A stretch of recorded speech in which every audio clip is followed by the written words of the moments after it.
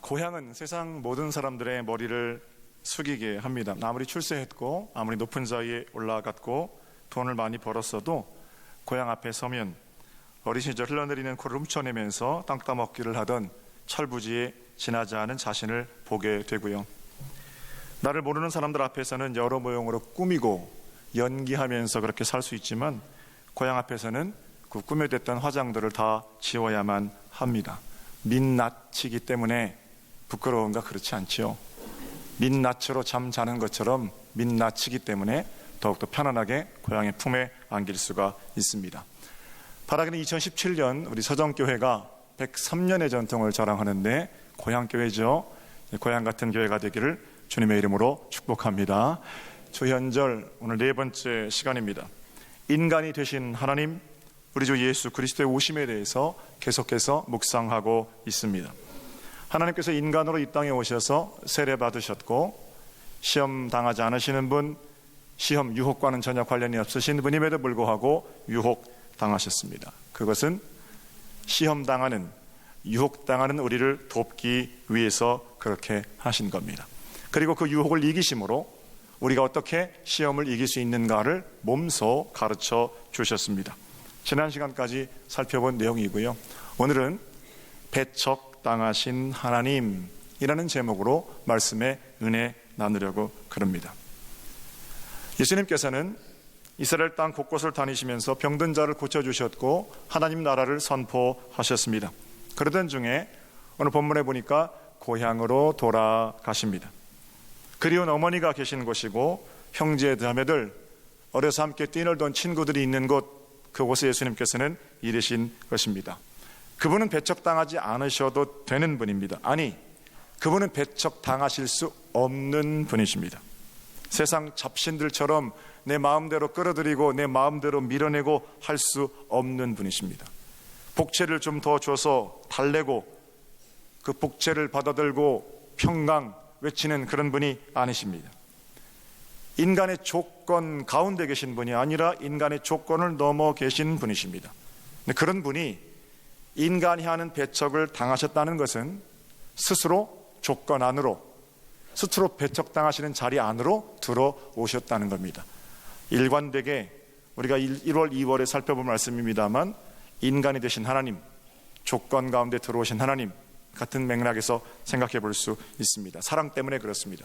동시에 우리가 깨달아야 될 것이 있는데, 예수님도 배척을 당하셨다면 예수님을 따르겠다는 저와 여러분도 얼마든지 배척, 미움을 받을 수 있다라는 겁니다. 여러분, 이걸 빨리 깨달아야 행복한 삶을 시작할 수 있습니다. 사랑하는 성도 여러분, 사람들이 전부 나를 좋아해 줄 거다라는 그런 기대를 내려놓으셔야 해요. 사실 모두가 나를 좋아해야 한다, 또는 모두가 나를 좋아할 수 있다, 이런 기대를 가지고 사는 것만큼 불편한 게 없습니다. 한국 천주교회에 유명한 강사이신 신부님이 한 분 계신데 그분이 황창연 신부라는 분이에요. 그분 특강을 하는데 제가 듣다가 너무너무 재미있게 말씀을 하시더라고요. 예수님이 얼마나 많이 미움을 받으셨는가, 또 그분의 인기는 얼마나 대단했던가, 이런 얘기를 하시는 거예요. 냉탕에서 온탕으로, 지옥에서 천당으로 이 땅을 살면서 얼마나 많은 사랑, 얼마나 많은 미움, 이런 걸 겪으셨는지 그 황 신부님이 이렇게 얘기를 하더라고요. 요한복음에 따르면 예수님께서 공적인 삶을 시작하실 때 처음 행하신 이적이 물이 포도주로 바뀌는 이적입니다. 가나의 혼인잔치에서 예수님께서는 물을 포도주로 바꿔 주셨습니다. 사람들이 그 일을 보고 예수님을 따르기 시작합니다. 그리고 3장 지나서 4장쯤 가면은요, 왕의 신하의 아들 그 병을 고쳐 주십니다. 말씀 한마디 하셨는데 그 신하의 아들을 괴롭히던 열이 떨어지게 됩니다. 역시 많은 사람들이 놀랐고 소문이 퍼졌고 예수를 따라 사람들이 다니기 시작합니다. 그리고 5장쯤 가면 38년 동안 한 번도 일어나 보지 못한 베데스다 연못에 병자를 일으켜 주십니다. 각종 병자들이 나음을 얻게 되니까 나사렛 예수의 인기가 하늘을 찌르게 되는 거죠. 그 따르는 사람들하고 이제는 진격 예루살렘만 차지하면 하나님 나라, 이스라엘 나라의 독립과 회복이 나타날 것이라는 기대를 가지고 사람들이 예수를 따르기 시작합니다. 요한복음 6장에는요, 그렇게 수많은 사람들을 고치신 예수께서 이번에는 물고기 2마리, 보리떡 5개로 5,000명을 먹이십니다. 그리고 그날 저녁에는 아예 바다 위를 걸으세요. 그걸 보고 사람들이 눈이 뒤집히는 거예요. 그 황창의 신부 얘기하는 참 얘기 재밌게 하는 이렇게 얘기합니다. 여러분, 이 정도 되면 끝난 겁니다. 그래요. 그러면서 자기가 그때 미국에서 아마 집회를 하고 계셨나 봐요. 내가 여기 집회를 하는데 힘들게 여기서 설교 안 하고 입장을 저 위에서 딱 나타나서 공중부양해서 여기 입장에서 그냥 한마디 복 받으세요. 그리고 공중부양해서 나가면 그냥 끝나는 거라는 거예요. 그렇게 사람들의 눈이 기적에 밝다라는 거죠. 죽은 자도 살리고 병든 자도 일으키고 5,000명도 먹이고 물리도 걷고 바람도 잠잠케 하고 그 수많은 일들을 보고 사람들이 예수를 따르다 못해 어떤 일이 벌어지냐면 예수님 왕이 되어주세요. 그리고 왕으로 세우려고 그럽니다. 근데 예수님 어떻게 하세요?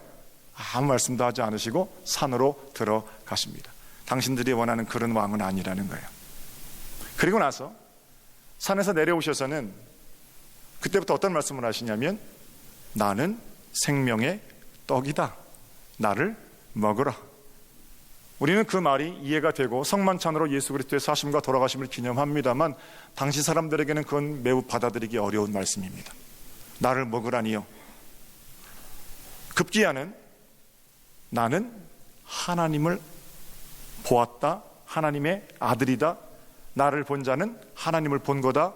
유태인들에게는 그 말씀은 참 받아들이기 힘든 말씀입니다. 생각하기를 이적을 행하더니 이제는 이상한 소리를 하는구나. 사람들이 변해버린 예수의 모습, 화려한 이적 가운데 있는 게 아니라 나를 따르는 자는 고난 가운데 있을 거다. 십자가를 져라. 그런 얘기를 들으니까 하나둘 떠나기 시작합니다. 환호던 무리들이 하나둘 떠나기 시작하고요. 그들 자신의 기대가 무너진 자리에서 그들은 환호했던 것만큼 예수에 대해서 절망합니다. 다 떠났습니다. 몇 명 남는가? 환호던 무리들 중에서 12명만 남습니다. 그리고 여러분 아시는 대로 마지막에 처절한 죽음의 외로운 십자가의 길을 걸어가실 때는 환호하던 무리들은 폭도로 변했고 나머지 12명마저 뿔뿔이 자기 목숨 부지하자고 떠납니다. 하나님의 아들이신 예수께서는 그렇게 배척을 당하셨습니다. 자, 이게 예수님의 이야기라면 예수님도 배척을 당하셨는데 저와 여러분은 어떻습니까? 주연절 넷째 주일에 배척당하신 하나님을 생각하면서 우리가 어떤 깨달음을 얻을 수 있습니까? 우리도 배척당할 수 있습니다. 우리를 미워하는 것, 세상이 특별히 우리를 미워하는 건 어쩌면 당연한 일일지도 모릅니다. 제자훈련 시작할 때 제가 당부하는 말이 있는데요. 오카노 목사께서 돌아가신 오카노 목사께서 주관하시는 칼 세미나에 참석했다가 그때 들었던 얘기거든요. 화면에 제가 준비해 놨는데 같이 한번 해볼까요? 자, 합니다. 시작.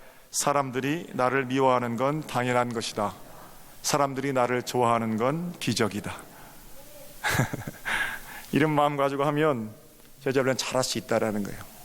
누군가 나를 미워하면 올 것이 왔구나라고 생각하라는 거고요. 누군가 나를 좋아해 주면 이거 기적 같은 일이 벌어졌구나. 이런 마음이면 천국을 시작할 수 있습니다. 물론 저와 여러분은 우리가 노래하듯이 사랑받기 위해 태어난 존재입니다. 그러나 모든 사람이 나를 사랑해주는 그런 나라를 꿈꾼다면 그저 미움을 가슴에 둔 채 입술만 읊어댈 것이 아니라 내가 먼저 모든 사람을 사랑할 수 있는 자인지를 점검해 보아야 합니다.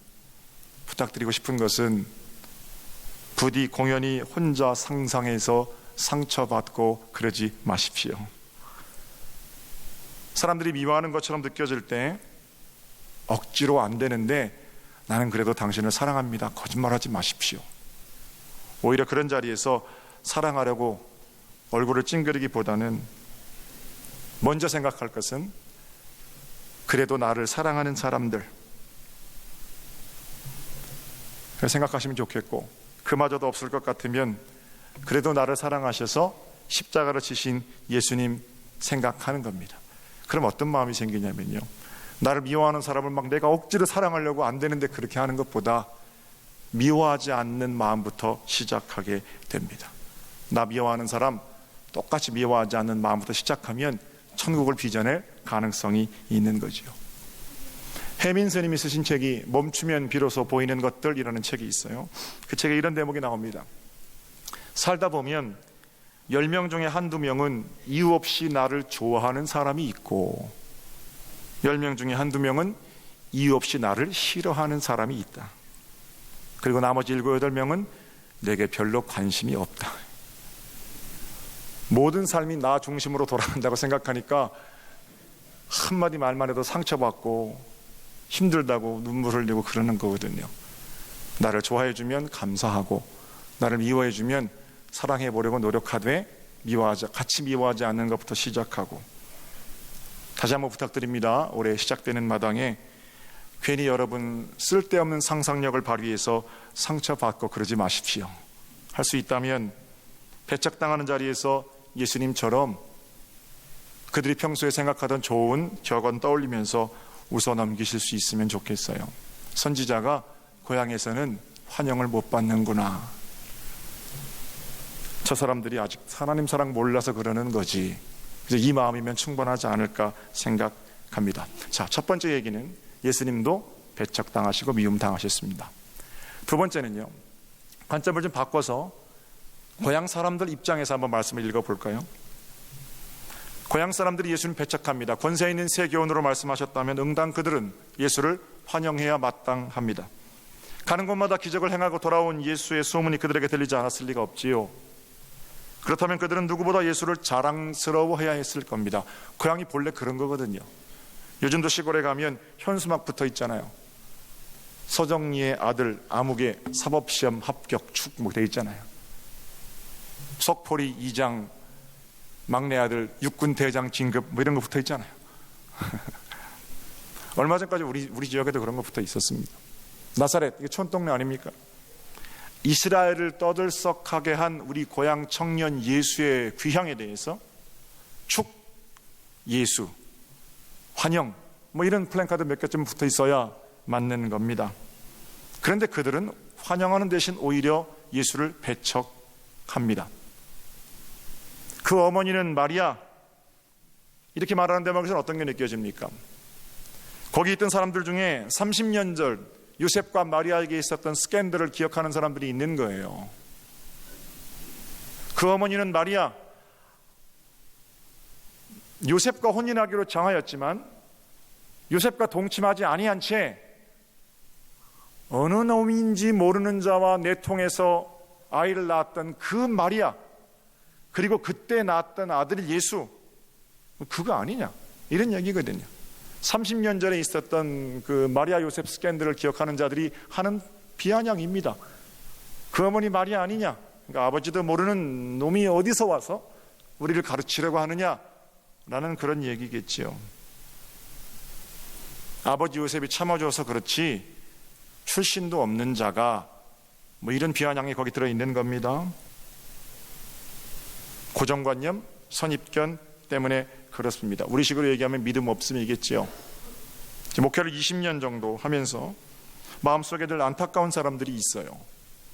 교회는 열심히 나오는데, 특별히 주일 아침이 11시 예배, 9시 예배는 빠지지 않는데, 그렇게 한 해, 두 해, 세월이 흘렀는데 10년이 지나고 20년이 지나니까 30년이 지나니까 집사님도 되시고 권사님도 되셨는데 가만히 이야기를 나누어 보면 예수님에 대한 고백이 없는 분이 계세요.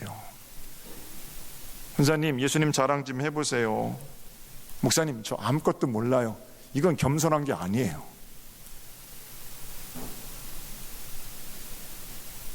권사님, 예수님께서 권사님 어떻게 인생을 인도해 오셨습니까? 목사님, 저는 아무것도 몰라요. 이 바보 같은 거예요. 한 가지는 분명하게 하셔야 됩니다. 우리가 교리도 모르고 어떤 철학적으로 예수를 설명할 수도 없고 또는 내가 분명하게 예수에 대해 논리적으로 말할 수는 없을지언정 그것 하나는 기억하셔야 돼요. 우리 주 예수 그리스도, 그분 때문에 내가 구원받았습니다. 이건 양보가 없으셔야 되거든요. 아무것도 모르니까 30년 신앙생활 했는데 그것도 모르시면 안 된다는 거예요. 그래서 그런 아무것도 모른다는, 그냥 예배당 뜰만 밟고 다니고 집사되고 권사되고, 속회도 좀 참석하시고요, 선교회도 좀 하시고 이런 봉사도 좀 하시지요. 그러면 예 목사님 제가 바쁘지만 시간을 좀 내볼게요. 아니면 지금은 못하지만 언젠가 꼭 하겠습니다. 이렇게 약속을 하고 기도하면서 준비하시면 좋은데, 목사님 나 그거 옛날에 다 해봤어요. 그거 어떠자고요? 목사님 나 무슨 베델, 무슨 트리니티 성경 공부 안 해본 거 없고요, 제자훈련 다 받았고요. 그런데 예수에 대한 고백이 없는 게 기적이죠. 기적. 주일설교 제목만 봐도 오늘 배척당하시, 고향에서 배척당하시는 예수님 이런 얘기를 하시겠구만. 고향 사람들의 고정관념, 선입견 분명히 그 얘기 하겠지. 척하면 딱. 근데 여러분, 이런 고정관념이 극복되어야 신앙생활이 재미가 있어요. 이런 선입견을 내려놓아야 예수 만나는 게 감동이 되고 교회 오는 게 아직도 떨리고 그런 겁니다. 고향 사람들은 지금 예수에 대해서 뭐라고 말하는 겁니까? 내가 다 안다는 거예요. 네가 누구 아들인지 어떻게 자랐는지. 그러나 정작 그들은 가장 중요한 것, 예수가 구원자라는 사실은 모르고 있었거든요. 우리 주님께서는 이스라엘의 격언을 떠올리시면서 그들에게 이렇게 말씀하십니다. 바라기는 예수 그리스도의 능력을 힘입어 살아가시는 은혜 한 해가 되기를 주님의 이름으로 축복합니다. 그러려면 고정관념 내려놓으셔야 됩니다. 다 안다는 생각, 그 마귀가 주는 거예요. 뻔하다는 생각, 그래서 나는 감동이 없어요. 그런 건 내려놓을 때 복음이 내 안에서 능력이 되고 역사가 되는 겁니다. 이스라엘 수많은 문둥병자 중에서 더러운 요단강물에 들어가서 목욕해서 병이 나을 거다라고 생각하는 사람 단 한 사람도 없었습니다. 자기 나라에 얼마든지 깨끗한 물, 좋은 약품들이 많이 있습니다. 그 더러운 물에 가서 씻는다고 병이 낫겠느냐? 고정관념이고 선입견이고 어찌 보면 그건 상식입니다. 그러나 그 고정관념, 선입견, 상식을 떨치고 엘리사의 말대로 요단강에 가서 7번 이를 악물고 눈물을 흘리며 몸을 씻었던 나만만이 병 고침을 받을 수 있었습니다. 어차피 나라가 망한 판에 이거 독립할 일이 없어 보이는데 로마에 잇대서 세금이나 거두어 들이면서 내 자식 하나 잘 키우는 거, 그게 내게 남은 소망이라고 말하던 자들이었을지도 모릅니다. 로마의 세리들 말이에요. 수많은 세리들에게 상식은 그게 상식입니다. 어차피 독립운동 그건 안 돼요. 400년 동안 사람이 없었는데요. 그러나 그 수많은 세리들 가운데 나를 따르라 라는 주님의 음성, 새로운 세상을 만들어보자 라는 그 예수 그리스도의 상식과 고정관념과 선입견을 파괴하는 말씀, 그 말씀에 따라 나선 레위, 삭개오 이런 자들만이 구원을 받을 수 있었습니다. 부강한 나라에서 유대 땅으로 파견되어서 100명의 부하를 데리고 있는 로마 백부장은 유대인 청년 앞에 무릎 꿇는다는 것 말도 안 되는 거죠. 일제 36년 동안 일본군 경찰서장이 조선인 청년 앞에 무릎 꿇는 게 말이 됩니까? 그건 그 사람들이 가지고 있는 상식입니다. 고정관념입니다. 거기 무릎 꿇는다고 해결되지 않아요. 그러나 자신의 아들의 문제를 가지고 예수 그리스도 앞에 무릎 꿇은 그 로마 백부장을 보시고 이스라엘 중에 이만한 믿음을 본 적이 없도다 주님 칭찬하셨고, 수많은 로마 사람 중에 그 백부장만 구원을 받을 수 있었습니다. 상식, 고정관념 그것 가지고 구원받는 게 아니고 예수 그리스도의 이름으로 구원받는다는 거예요. 나사렛 그 촌에서는 메시아가 나올 수 없다, 이게 대다수 이스라엘 사람들이 생각하는 방법입니다. 나사렛 그 촌에서는 메시아가 있을 수 없다, 투박하고 미련하고 무식한 것인데, 거기 제일 앞장서서 목에 핏대를 그어가면서 예수를 그리스도로 고백하는 것들을 전부 잡아 죽이는 일에 앞장서던 자가 사울이라는 자입니다. 그러나 그가 다메섹으로 가는 길 위에서 그가 핍박하는 예수를 빛으로 음성으로 만나게 됩니다. 사울만 간 게 아니죠. 수많은 사람들이 거기 동행하고 있었죠. 그러나 주님의 음성이 들려지고 거기 반응했던 사울만 여러분과 제가 아는 대로 위대한 사도 바울이 되었습니다. 고정관념과 선입견, 건강한 사람들의 상식 지켜야죠. 그러나 그것 가지고 구원받는 게 아니고 우리 주 예수 그리스도께서는 우리에게 그러한 모든 것들을 내려놓고 새로운 믿음을 요구하십니다. 사도 바울은 눈에서 비늘 같은 것이 벗겨집니다. 그 비늘의 이름이 고정관념이에요. 그 비늘의 이름이 자기 신념입니다. 그 비늘의 이름이 선입견입니다. 결국 그 비늘 같은 것이 벗겨졌을 때 위대한 하나님의 사람으로 쓰임받게 되었습니다.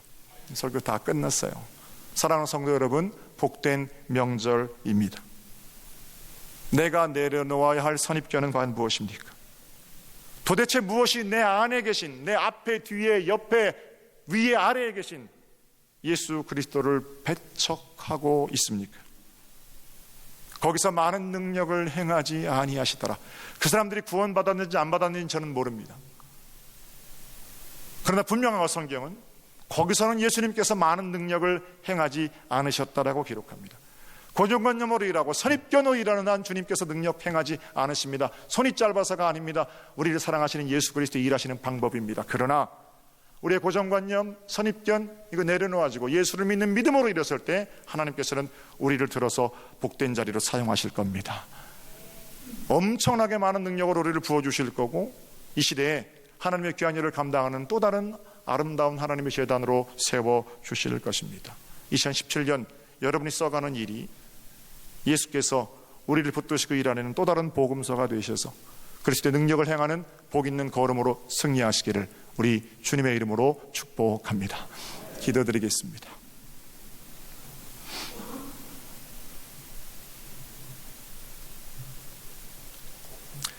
예수님도 배척당하셨음을 기억하며 세상 사람들이 우리를 미워할 때 예수님을 생각하고 같이 미워하지 않는 그저 넉넉히 받을 수 있는 믿음의 여백을 우리에게 허락하여 주시옵소서.